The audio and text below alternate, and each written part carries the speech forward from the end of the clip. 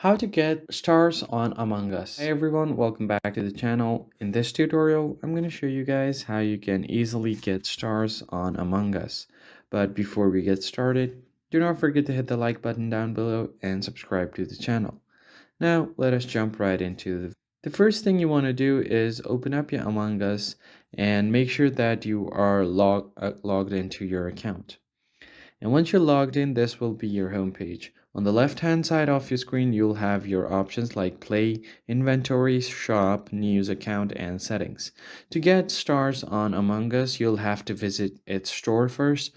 So just tap on this shop icon and you will land on the shop. So on the top right corner, you'll be able to see the star, and you could also use beans to buy different featured items on Among Us.